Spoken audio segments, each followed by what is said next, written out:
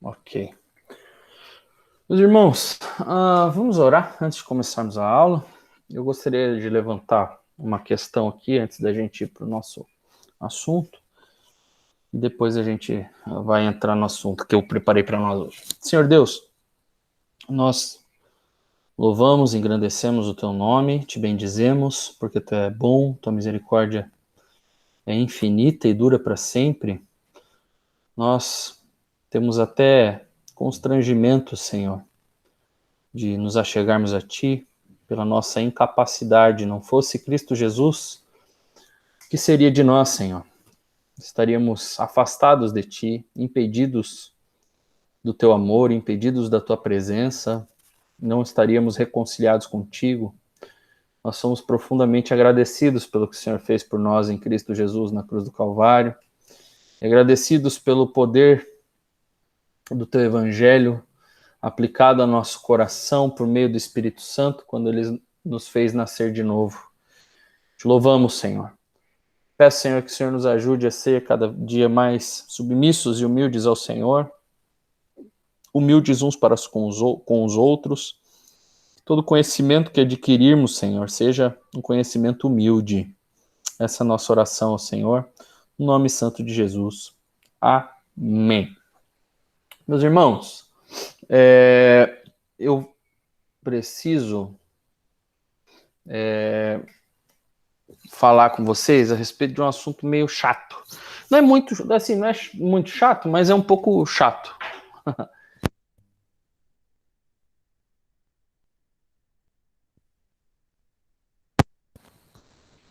Pastor, cortou, não deu para ouvir. Tá, peraí. Agora você tá me ouvindo. Agora eu tô. Tá. Peraí. Eu acho que é a minha internet. Porque, não sei, depois que deu esse vendaval aí, não sei como é que foi pro lado de vocês, mas depois que veio esse vendaval aí, pra mim, deu bastante problema aqui na minha internet aqui de casa. Gente, seguinte. O propósito inicial, quando comecei com a ideia do curso, era, claro, de alguma maneira, produzir boa teologia para ensinar as pessoas, né? E, no segundo momento, também era para que, de alguma maneira, isso servisse de um apoio para o meu sustento familiar, para, enfim, tá vindo mais uma filha e todas essas questões que a gente sabe como são, tudo muito caro, e para mim viver mais tranquilamente no ministério sem me preocupar, digamos assim. O que acontece é que, à medida que o curso foi passando, diminuiu muito o número de alunos, mas esse não é o maior problema. O maior problema é a inadimplência. Os irmãos que estão aqui online são os irmãos fiéis do curso. E aqui eu acho que a gente tem representante de 3 grupos aí, né? De WhatsApp, por exemplo. Mas vocês são a exceção. A maioria das pessoas que assiste às aulas, inclusive, não paga o curso. E eu não sou um bom cobrador, assim, eu não sou esse tipo de... Eu não tenho dom para isso, Deus não me chamou para ser cobrador, Deus me chamou para outra coisa. Então, eu decidi, para a minha sanidade mental, que esse mês, findando esse mês, eu cessaria as aulas do curso e deixaria esse projeto engavetado para que, sei lá, talvez daqui um ano e meio, eu pense em fazer alguma coisa num projeto de aulas gravadas ou alguma coisa do tipo, porque acaba sendo um desgaste desnecessário para mim e isso acaba atingindo a igreja que eu pastoreio, porque é um dia que eu poderia estar, um horário, né? Não é um dia, mas é um horário que eu poderia estar aconselhando alguns irmãos, recebendo gente na minha casa, e vocês sabem o quanto isso é necessário e tudo mais. Então, eu decidi que acabando esse mês, acabam-se as aulas, nosso tempo de aula acaba e foi muito bom caminhar com vocês. Pensando nisso, gente, eu fiquei pensando em alguma coisa que seria significativo para compartilhar com vocês, em especial em relação à teologia. Nós caminhamos aí em teologia bíblica cerca de 17, 18 semanas, pelos meus cálculos, e o que eu tenho pensado, o que eu pensei é que nós precisamos de uma visão de mundo completamente mergulhada nas escrituras, né? E nós precisamos entender que teologia não é só um departamento de estudo que a gente tem porque é crente, mas teologia é a vida do crente. Todo cristão é um teólogo, né? Todo cristão.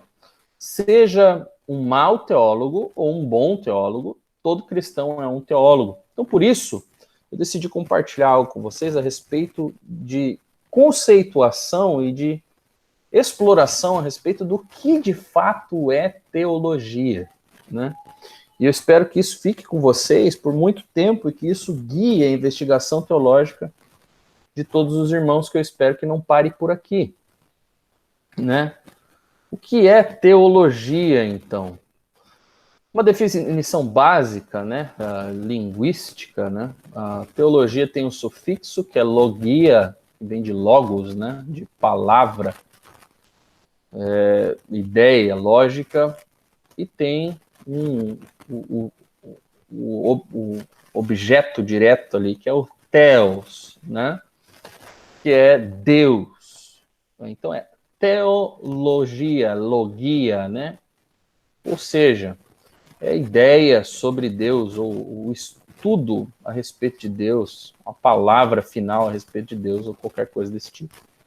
Portanto, a teologia é a palavra lógica sobre Deus mesmo. Mas qual que é a problemática que nós encontramos quando nós lidamos com teologia, né?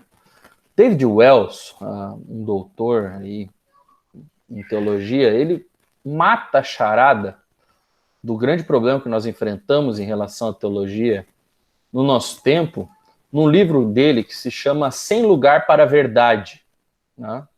E ele vai dizer isso logo acho que na página 35, é um livro de quase 400 páginas, mas ali pela página 35, bem no começo do livro, ele vai falar o que está descrito aí na tela para vocês. Essa é a grande problemática do estudo da teologia e a grande problemática da igreja também. E como isso atinge a igreja, né? Veja só o que ele diz.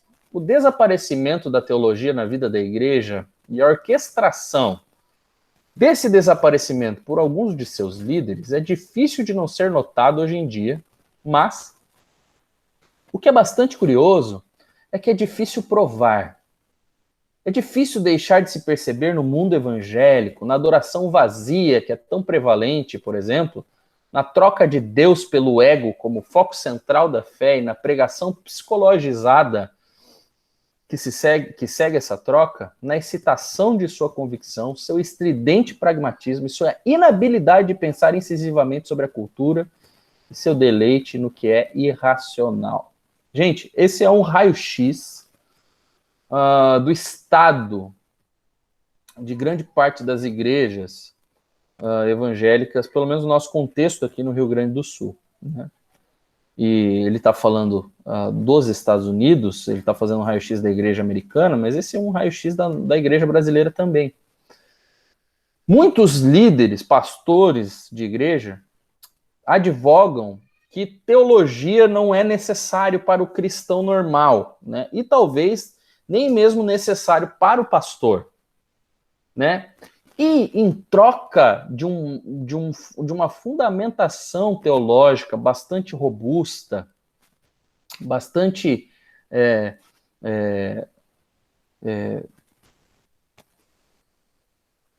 fundamentada, esses pastores trocam aquilo que deveria ser o foco de seu exercício de ensino na igreja, que é a palavra de Deus, e conceitos teológicos, porque a Bíblia é um livro teológico, né? Eles trocam isso por um apelo ao ego do homem. O foco central agora não é mais Deus, mas é o homem. O foco central agora não é mais um sermão bíblico baseado nas Sagradas Escrituras, né? Um sermão expositivo que expõe o texto sagrado, mas o foco agora é uma pregação chocante, psicologizada, que responda às necessidades últimas do coração do homem, de maneira que os pregadores falam que você é o centro de Jesus, né? E tantas outras coisas. E além disso, além dessa troca terrível, o que acontece é um se render ao pragmatismo. Pragmatismo é uma filosofia aí com muita força no Rio Grande do Sul, eu ia falar, nos Estados Unidos, em especial, americanos são extremamente pragmáticos. Mas o pragmatismo é basicamente assim: eu faço aquilo que dá certo. Não importa os meios, o que importa é que dê certo. Então, a igreja passa a assumir esses caminhos. Veja, teologia da prosperidade, o coaching gospel, mensagem com pianinho de fundo, pintura de quadro no culto, dança na igreja, todas essas coisas que não são biblicamente ensinadas ou que não são biblicamente aprovadas por Deus, são maneiras pragmáticas de fazer dar certo aquilo que Deus não quer que aconteça, né? Eles querem atrair as pessoas por meio do ambiente pragmático, psicologizado, e perdem a sua capacidade, então, de pensar sobre as necessidades últimas do homem, que é o evangelho, a cultura, e acabam se deleitando naquilo que é irracional. Esse é o raio-x da igreja, gente. E essa é a problemática que se enfrenta quando a gente fala de teologia. Talvez no contexto de igreja que alguns já viveram, convivem, talvez, essa seja a realidade, né? Então, como a gente lida com isso? Quais são os primeiros passos, né? As prolegômenas. É importante a gente partir do ponto principal de que a fé cristã é, em sua essência, uma teologia. Ou seja, é uma maneira de pensar a respeito de Deus, né?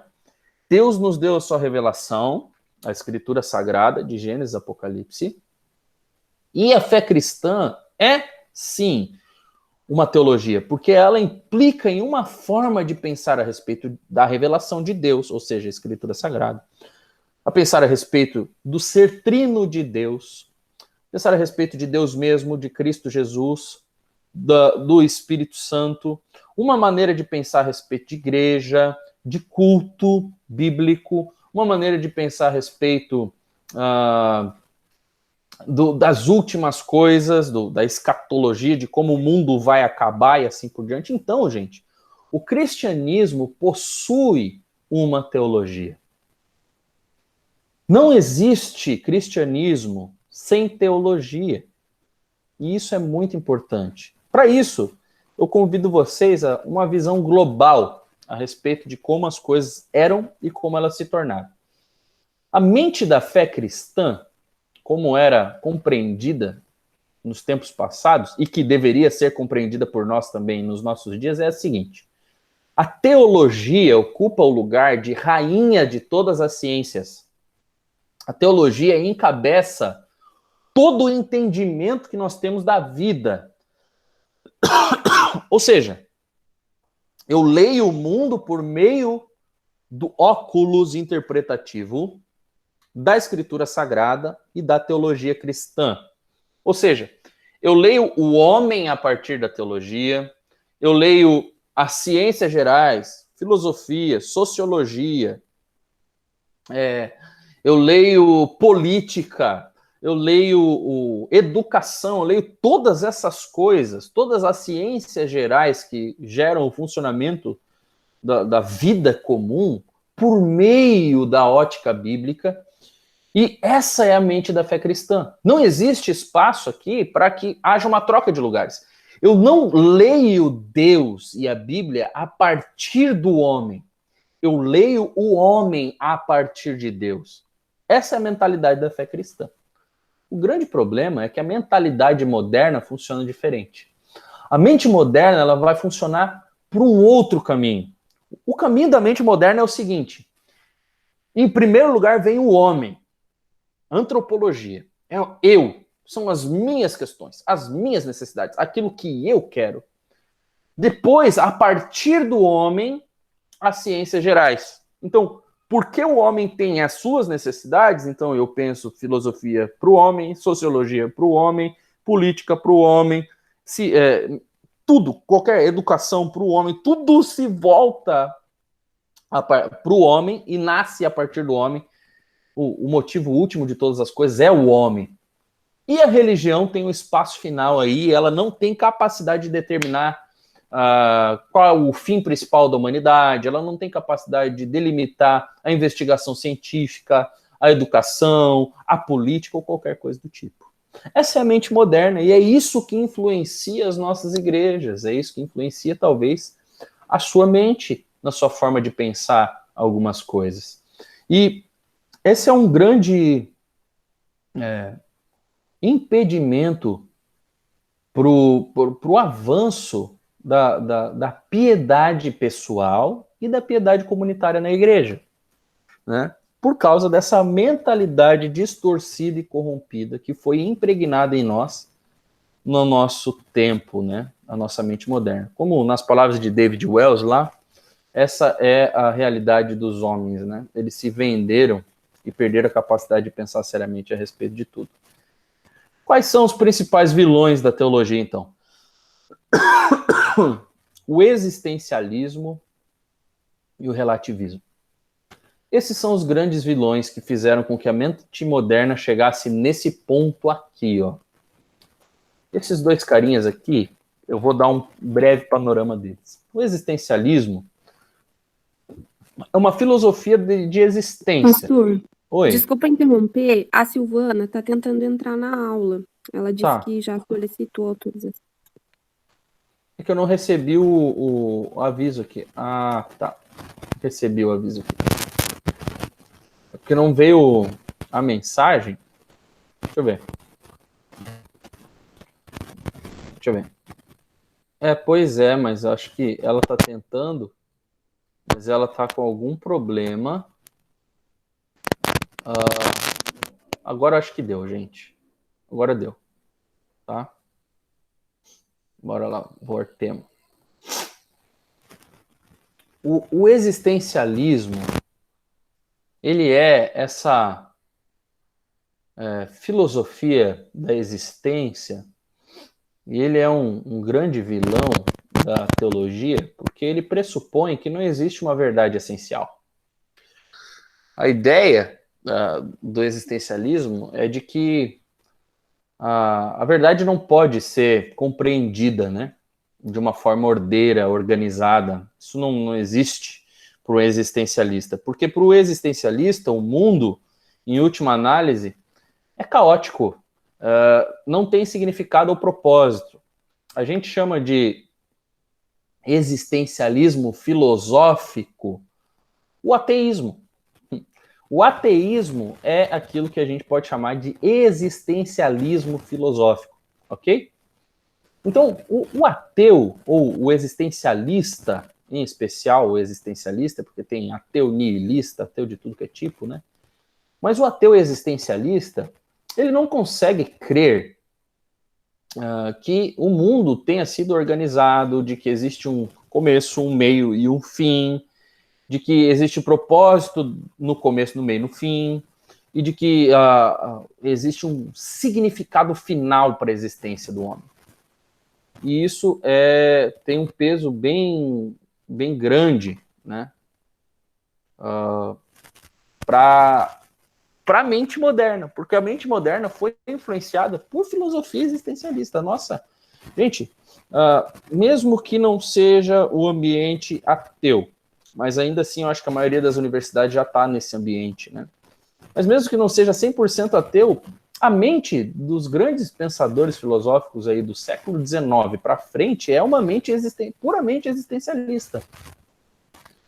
Isso influencia tudo na nossa sociedade e, infelizmente, também influenciou na nossa compreensão a respeito de Deus, da Escritura, influenciou na teologia e na vida da igreja. O filho do existencialismo, o filho mais novo aí, é o relativismo. E esse cara, ele é muito problemático, ele é um vilão também da fé e da teologia cristã, porque para o relativismo não há nenhuma verdade absoluta, exceto a absoluta verdade de que não há absolutamente nenhuma verdade. Ou seja, toda verdade é relativa. Essa é a ideia do relativismo. O que pode ser verdadeiro para uma pessoa pode ser falso para outra, o que é verdadeiro para mim não é para você, o que é bom para mim não é para você, e vice-versa, e assim a gente toca o barco. Tudo é relativo. Ou seja, como crer em verdades absolutas a respeito de Deus, do homem, do mundo, se tudo é relativo? Não existe fundamentação. A mentalidade relativista tomou conta também do ambiente acadêmico, na teologia e no chão da igreja, né? A vida da igreja. Então, algumas definições a respeito da teologia e seu propósito, né? A teologia a gente poderia dividir em quatro departamentos, né? E os departamentos teológicos são os seguintes. Eu coloquei ali contexto bíblico, que é a teologia bíblica, que é aquela que nós temos trabalhado. O contexto histórico, que é a teologia histórica. E o contexto atual, que nós poderíamos chamar de teologia pastoral, né? E a gente poderia até chamar de teologia filosófica. Mas todas essas três vertentes somadas geram aquilo que nós chamamos de teologia sistemática. Se existe teologia sistemática, é porque ela depende, na sua víscera, no seu interior, do trabalho do teólogo bíblico, do trabalho do teólogo histórico e do trabalho pastoral, para que ela se torne uma coisa unificada, com força, com capacidade de trazer respostas saudáveis para a vida da igreja. Então, isso é o que nós temos de teologias, digamos, departamentos teológicos bem importantes aí. Teologia sistemática, então, é o que bebe de todas as fontes. Não existe uma teologia sistemática boa sem que haja o trabalho do teólogo bíblico antes. Aquelas teologias sistemáticas que tentam sistematizar a doutrina sem a teologia bíblica falham, e falham feio. É o caso, na minha opinião, da teologia sistemática do N. Gruden. O N. Gruden tem uma didática muito boa, é fácil de aprender na teologia dele, a linguagem é muito acessível, mas o N. Gruden, ele usa texto-prova. Ele não faz um trabalho de teologia bíblica para fundamentar as ideias da sua teologia sistemática, e aí ele falha feio, na minha opinião, tá?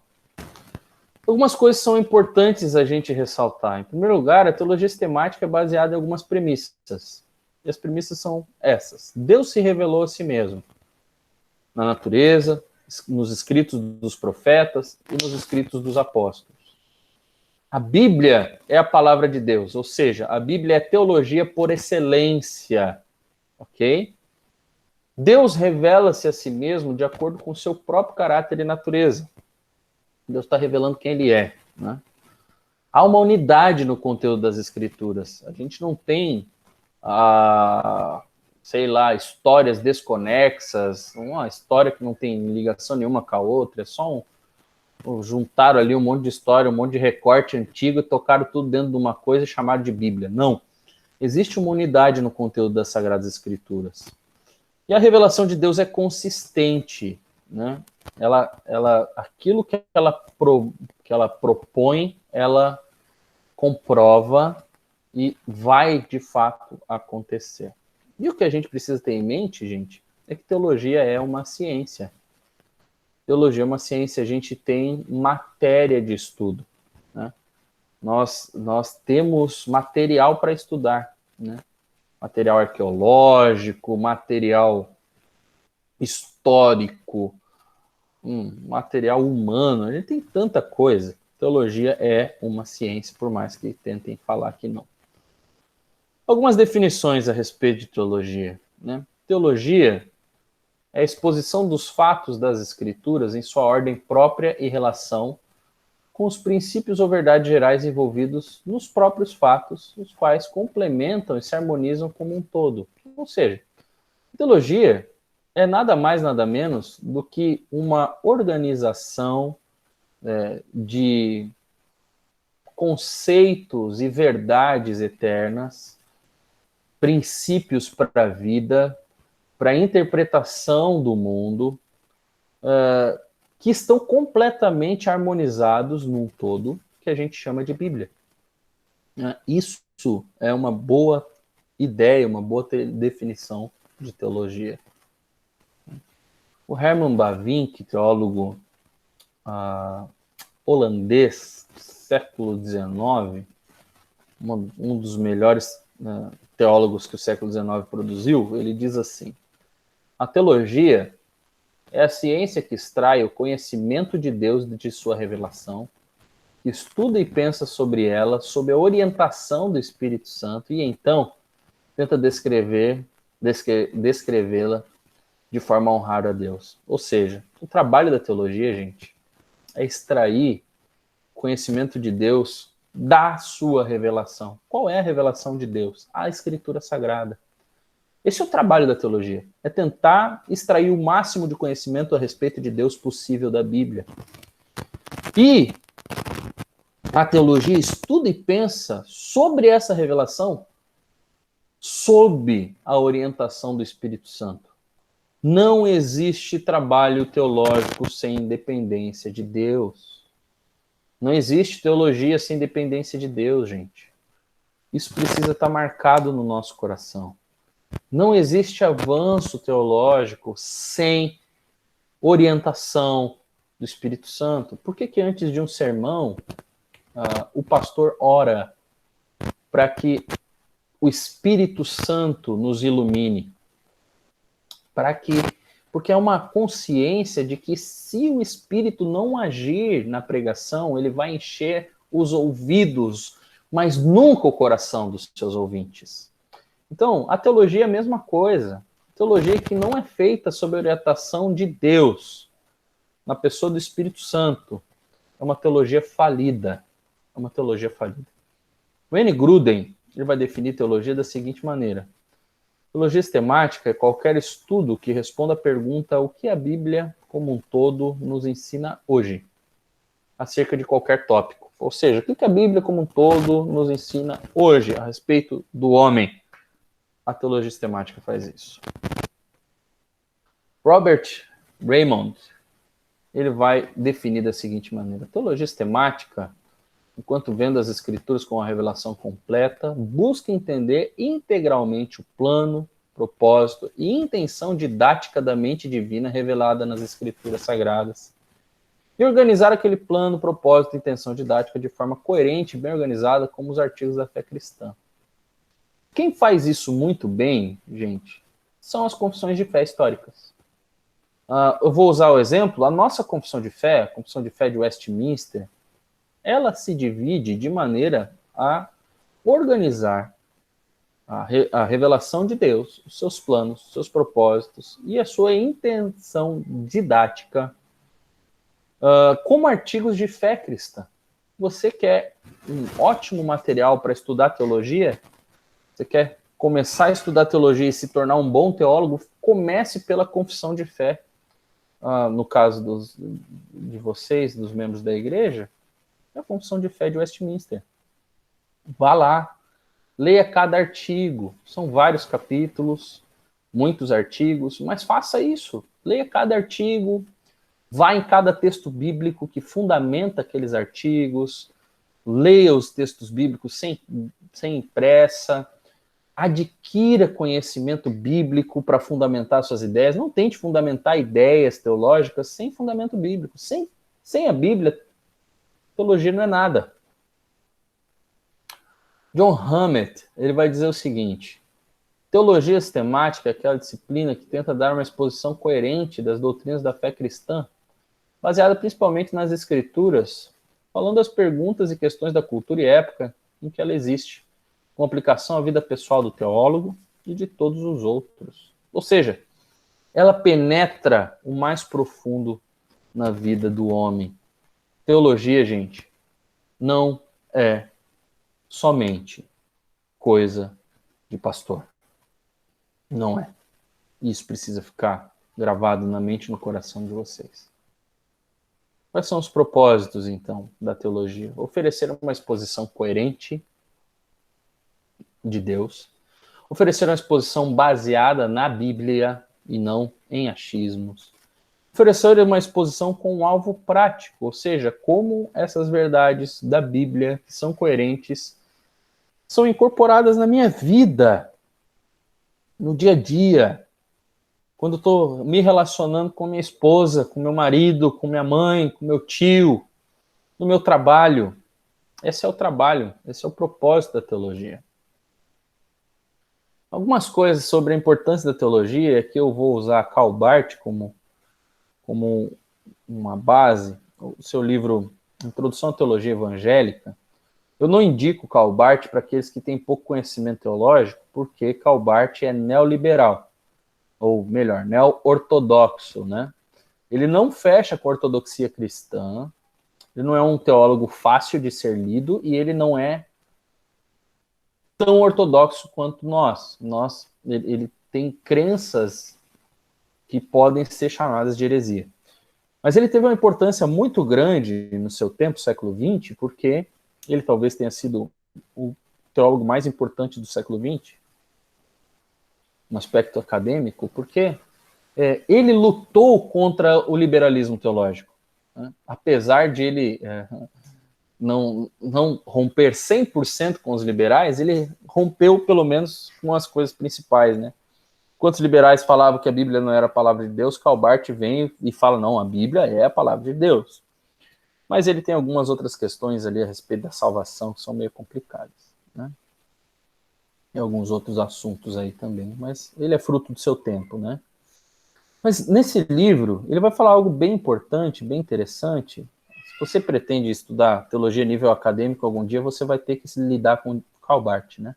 Mas nesse livro ele diz algo bem importante. Ele vai dizer assim: não existe ser humano que, de forma consciente, inconsciente ou subconsciente, não tenha o seu Deus ou seus deuses como sendo objeto de sua ambição ou de sua confiança mais sublime, como sendo base de seu comprometimento mais profundo. Em decorrência deste fato, qualquer ser humano é teólogo. Ou seja, a ideia de Karl Barth, e isso é uma ideia bíblica, é de que todos os homens, consciente, inconsciente ou subconscientemente, têm deuses e pensam algo a respeito de Deus. Logo, todo ser humano faz teologia. Todo ser humano faz teologia. O ponto aqui é que tipo de teologia, né? O argumento é, todos os cristãos já são teólogos. Você, meu irmão, já é um teólogo, com canudo ou sem canudo. Mas o que vem diante de nós aqui é o seguinte: será que nós, ou todos os cristãos, são teólogos bons ou são teólogos ruins? Que tipo de teólogo você é? Você faz boa teologia quando você pensa em Deus? Quando você olha para o mundo do jeito que está, você tem uma boa teologia para interpretá-lo? Você tem uma boa teologia para interpretar os sofrimentos, para interpretar a pandemia, para interpretar corrupção, para interpretar política, para interpretar educação, para interpretar relacionamentos conjugais. Você tem boa teologia para viver a vida nesse mundo? Esse é o ponto. Qual é a teologia que te guia? É uma boa teologia, é uma teologia ruim ou é uma teologia em construção? A nossa teologia é correta ou é incorreta? E aí, 2 Timóteo 3,16, né? Toda a escritura é inspirada por Deus e útil para correção, para repreensão, para educação na justiça, para instrução. Ou seja, você quer ter uma boa teologia, vá para a escritura. Toda a escritura é inspirada por Deus e útil para todas essas coisas. Ela é útil para te instruir na justiça, ela é útil para te corrigir, para te responder, ela é útil para te educar, ela é útil para te responder às questões últimas do seu coração. A Escritura Sagrada é. É isso que o apóstolo Paulo diz em 2 Timóteo. E como nós somos crentes em Jesus Cristo, nós cremos no livro de Jesus. E a Bíblia é o livro de Jesus. Então, R.C. Sproul, falecido, tem 2 anos aí, o vozinho da teologia, um homem de Deus maravilhoso, uma produção teológica gigantesca, ele diz assim: o propósito da teologia não é satisfazer nosso intelecto, e sim nos instruir nos caminhos de Deus, para que cresçamos até a maturidade e a plenitude de obediência a Ele. Essa é a razão por que nos engajamos em teologia. Você quer estudar teologia, meu irmão? Estude pelo motivo certo. Como diria Agostinho, que eu te conheça, ó conhecedor de mim, que eu te conheça como sou conhecido por ti. Essa é a grande fundamentação para a investigação teológica. Conhecer a Deus e ser conhecido por Ele, né? Herman Bavinck, também nos é útil aqui, ele vai dizer o seguinte: o temor de Deus deve ser o elemento que inspira e anima a investigação teológica. Isso deve marcar a cadência da ciência. O teólogo é uma pessoa que se esforça para falar sobre Deus porque ele fala fora de Deus e por meio de Deus. Professar a teologia é fazer um trabalho santo. É realizar uma ministração sacerdotal na casa do Senhor. Isso é por si mesmo um serviço de culto, uma consagração da mente e do coração em honra ao seu nome. Veja só o nível de seriedade que essas coisas ganham quando a gente começa a olhar para a teologia dessa maneira. Quando a gente está fazendo teologia, a gente está pisando numa terra santa. É lugar de tirar sandálias. A gente está falando de Deus. E quando a gente fala de Deus, a gente tem que tremer. Quando a gente fala de Deus, a gente tem que tremer. E todas as vezes que nós falássemos do nosso Senhor Jesus Cristo, os nossos olhos deveriam ficar marejados. Deveriam correr lágrimas, porque Ele é o nosso Salvador. Ele é o amado da nossa alma. Ele é quem nos redimiu e nos resgatou da nossa existência completamente miserável, longe de Deus. Então, nós deveríamos ir para o livro sagrado, a Bíblia. Nós deveríamos ir para a investigação teológica. Nós deveríamos ir com esse senso da santidade divina.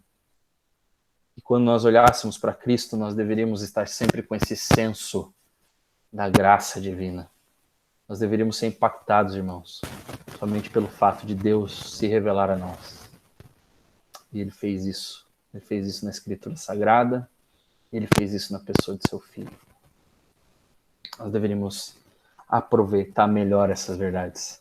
Muito melhor. Então, a bibliografia básica aí desse material aí que eu acabei compilando para nós.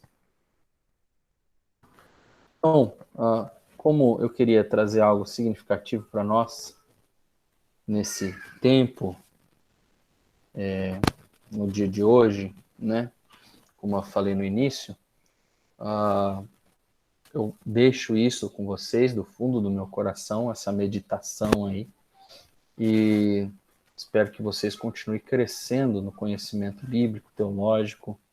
Eu vou disponibilizar a aula lá depois, ainda vou avisar nos grupos e vou deixar a lista de links de todas as aulas, desde a primeira até aqui, disponível para todos vocês.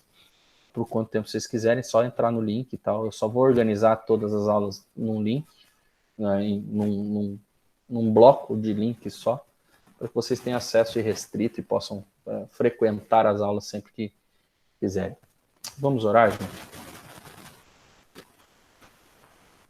Senhor Deus, nós louvamos o teu santo nome, te engrandecemos, porque o Senhor é o Deus que se revela. O Senhor é o Deus que se revela a homens pecadores como nós. Nós somos completamente necessitados do Senhor e te louvamos por causa da tua bendita graça. Nos ajude, Senhor, a sermos fiéis a ti. Nos ajude, Senhor, a confiarmos o nosso coração ao Senhor. Nos ajude, Senhor, a mantermos os nossos olhos fixos em Jesus Cristo, nosso autor e consumador da fé. Nos fortaleça na tua palavra, Senhor. Nós precisamos dela. Precisamos, Senhor, do teu Espírito para nos guiar a um viver santo e puro, reto. Nós precisamos, Senhor. Confiamos na nossa vida e no nosso coração, Senhor, no precioso nome de Cristo Jesus. Amém e amém. Meus irmãos, que Deus os abençoe e guarde, que Cristo resplandeça o rosto sobre todos vocês. Amém. Amém. Pastor, eu tenho uma dúvida. Aquelas introduções de segunda-feira vão continuar ou não? Sim. Essas vão, tá. Sim, inclusive, isso é importante. Se vocês quiserem aprofundamento na teologia da aliança, que é uma proposta que a gente vinha dando no curso, toda segunda-feira a gente tá disponibilizando vídeos curtinhos de 15 minutos lá no YouTube, tratando mas daí é um conteúdo mais introdutório, ele não é tão profundo quanto esse que a gente está tratando aqui, né? Sim. Mas ele é mais introdutório e ele vai continuar rodando, porque é um serviço à igreja daí, é um serviço à igreja local, mas a gente acaba que disponibiliza para qualquer pessoa que quiser ter acesso e tudo mais. Tá bom. Tá bom, obrigada. Gente? Essa então foi a nossa última aula, pastor? Nossa última aula. Tá certo, então. Foi um prazer. Obrigada, pastor, pela sua disponibilidade. Infelizmente, fico triste, né, por não continuar, mas... Obrigado aí também, pastor. Tamo junto, gente. Eu ainda vou na casa do seu Luiz Carlos Trapa, ainda vou lá tomar um mate com ele ainda. Ele vai ter que me aturar, porque agora o filho dele é membro da igreja. Ele vai ter que vai me ver por lá de vez em quando. Seja bem-vindo. Seja bem-vindo, viu, pastor? Pode chegar. Tá bom. Tem chimarrão, mas eu não vou compartilhar contigo. Vou te dar uma cuia para te tomar sozinho. Tá? Vai me dar um cafezinho, eu aceito. Um cafezinho tá bom. Tá, posso fazer uma sopa de asa de galinha também, não sei. Tá ficando bom esse negócio. Mas deve ter que convidar todo mundo, né? Aglomeração não pode. Não pode, tá proibido. Gente, tá bom, foi um prazer. Foi um prazer estar com vocês. Orando por você aí também, que Deus lhe fortaleça e lhe conduza de acordo com a vontade dele. Amém. Amém. Que teu ministério cresça aí. Na verdade, teu ministério não, o ministério de Jesus, né? E que amém. É isso aí. Eu sou pastor auxiliar. Exato. É o grande pastor, ou o melhor pastor, é o nosso rei Jesus. Esse mesmo. Valeu. Muito obrigado pela atenção. Amém. Boa Deus noite, abençoe. gente. Boa noite, Deus abençoe. Boa noite.